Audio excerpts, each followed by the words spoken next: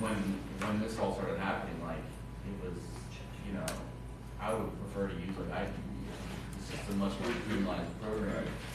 But I mean, like for the clients that work, they'll see a lot of times around looking for like interactive menus. They just want to see a play all button, you know, like very basic. So, which camera is that one? That is an instant 360 air. I'm having a little bit of trouble. Just take me a second to get organized. I'll just give them a link and they can download it to their heart's content. Happy to describe everything that I'm doing. I had just a couple minutes before they start. Which basically is a Blu-ray or on DVD menu online. You upload it like you would Vimeo or YouTube. You've heard it before? Yeah, that one I've not heard of. So you've already made it work. You've made it work the admission fee. And it's very cheap. You can buy tiers depending on which storage you want to have all too. But it creates a menu. It's the same experience. Oh yeah. But it's all online. But pretty much you're letting somebody else do the heavy lifting and not worrying about my Windows Movie Maker from 20 whatever. That'll crash and doesn't handle footage. Hi, I'm Dan Smigrod, founder of the We Get Around Network Forum. Today is Monday, October 2nd. It's almost 4:30 Eastern Time, and that means we're ready to go, almost ready to go live with WGAN TV live events from Supernova South here in Atlanta. If you're just tuning in on the YouTube feed, we're just about 5-7 minutes away, so if you want to fast forward, otherwise you're just going to be watching us sit in the chair. So thanks for hanging in there. And I was like, I have to again time. Come over here. It's going to crash. Probably 2 or 3 times depending on what we're Still getting set up. And that was the first piece.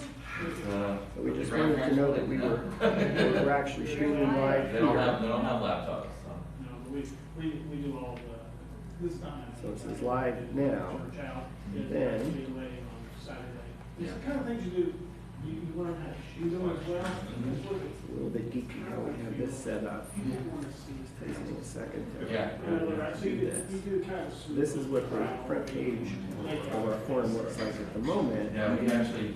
Because we're going to go insert that into, here's the caption for today's event, the time, blah, blah. This is what's coming up on Wednesday. So I need to insert that video. And like we have the dedicated live ceremony reactions. Like it's it. And I mean, I guess I understand you want to include people or whatever. It's a little bit geeky in terms of how it actually You have to consider a lot of sets up. We're trying to balance it with the cameras that we do have. Okay, this one you get the bride side, this one you get the groom side, so they kind of even, you have to equal it out, so you don't have all in one and very little on the others. Sometimes the technical things are the thinking. A good point, okay, as we start in 4K, everybody still sees the same page. Yeah, no one's going to use it. Eventually when they do. Well, you can stream it 4K. It's expensive. It's very, very cool. Let's see what I got here.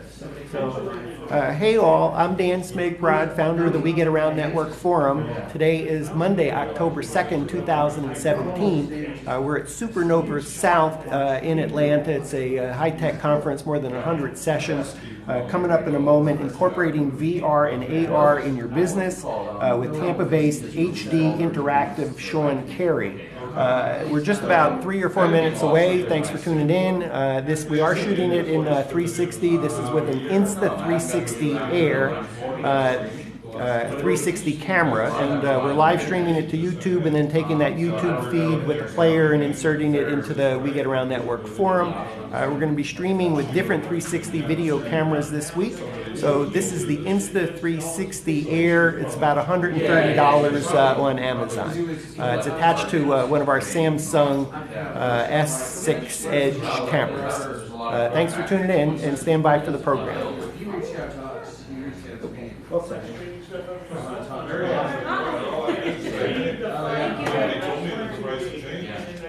We can slow you down as we do that. Yeah, and how compressed that stuff's going to be. I just wanted to like, it's not going to be an accurate 4K image, like 4K on iPhones where it takes Well, I think what I mentioned in my email, like, how do you get started? It's like an HD go black. Start.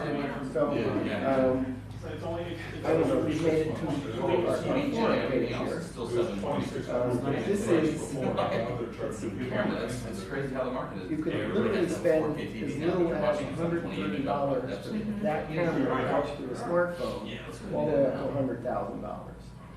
So are you an iPhone or Samsung person? You're Samsung? This is what I would recommend getting started with, $130. That's it. And you're in the business of creating 360 and virtual reality. That's Right now, I'm playing a little bit of Unity, taking a Udacity course on the development.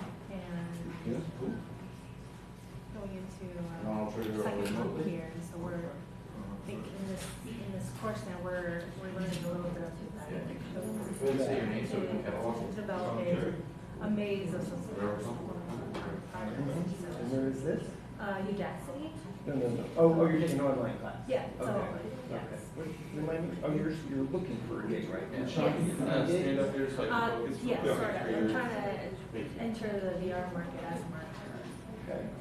And So I highly recommend you jump in. You go get one, then you're going to be creating videos, and the videos you're going to be editing. This happens to come very Yep. video software. It's not hard. Wait, one but- more minute. But you just, everywhere you go, just start recording. And so you feel comfortable with it. What you do with this $130 camera will be the same as it was started about $15,000 or $25,000. It's the same process. You're still telling a story, even though it's a $130 camera, it's a $15,000 camera, but it's still a story. That's what I recommend. Software distribution. right. I'm sorry? I was gonna say, I don't need it, This but I is, guess this I'll- is the company. It's the 360, and they have a line of different cameras. This one, they're sending me this one this week. If I'm lucky, I'll get it in time for Friday's session. So that's a $300 one. This is for an iPhone, it's $200. That's the $130. This one, let's check out how much that is. Their price is under $4,000. Good, thank you. Yes, sir. Hi, everybody. I'm Sean Carey from HD Interactive. I'm going to talk a lot about virtual reality and augmented reality. Got a lot of content, so I'm going to try to go quickly. I'm going to tell you about some influences, mainly from science fiction, that have been influences in this technology and in my career. I'm going to tell you about some big milestones in these technologies and some cool case studies of things that we and other people have done with these technologies. Start with quick definition. Virtual reality, when you're wearing a virtual reality headset, you're closed off. I can't see you guys, and so you're closed inside of a virtual world. And it's like you're transported or immersed in that virtual world. And then augmented reality, there's a lot of different variations of this, but basically augmented reality, you're using some kind of camera along with some kind of software and putting digital graphics on top of the real world scene. We'll get more into detail about that soon. So the first little influence was the holodeck in Star Trek. I had to do a little research to find out that in 1974 was the first time they ever mentioned or showed the holodeck, but that was in an animated series. In 1978, this guy Steve Mann, he's worth reading about. Even just reading his Wikipedia is pretty darn interesting. 35 years before Google created the Google Glass, he created something very similar called the digital eyeglass. He was just a huge pioneer in this field of augmented reality. His work's being used and applied in current augmented reality, mixed reality headsets right now. The movie Lawnmower Man in 1992 was a big virtual reality influence. In that movie, they had haptic suits, they had motion platforms, a lot of things that I mean, as a little kid who just couldn't wait to try this stuff. I wanted virtual reality like they had, And then now, just within the last few years, we're like, man, everything we saw there is kind of real now and even better now. So that was pretty cool. In 1992 was a huge book called Snow Crash. I didn't find out about it till over a dozen years later, but and I found out about it when I heard that Microsoft's Xbox team, everybody on the team was required to read this book. And in this book, there was a virtual reality world called the Metaverse, and people could put on their VR headsets and all interact with each other in this big multiplayer metaverse. And book is very interesting, and that influenced a lot of people, not just myself.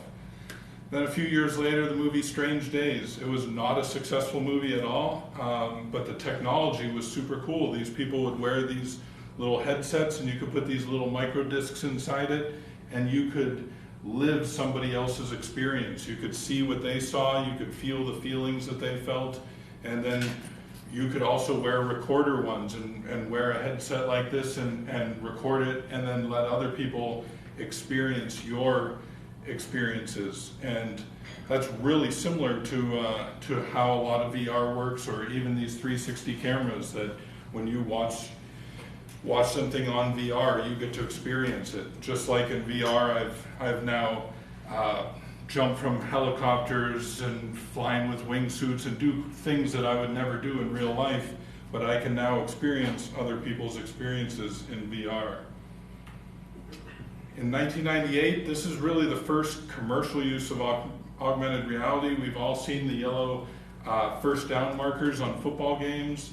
It actually requires some pretty fancy technology, 3D models, fancy cameras, sensors, all kinds of stuff to make that yellow line come on the field, but not on top of the players and stuff. And even back then, that was pretty advanced technology when they first came out with that.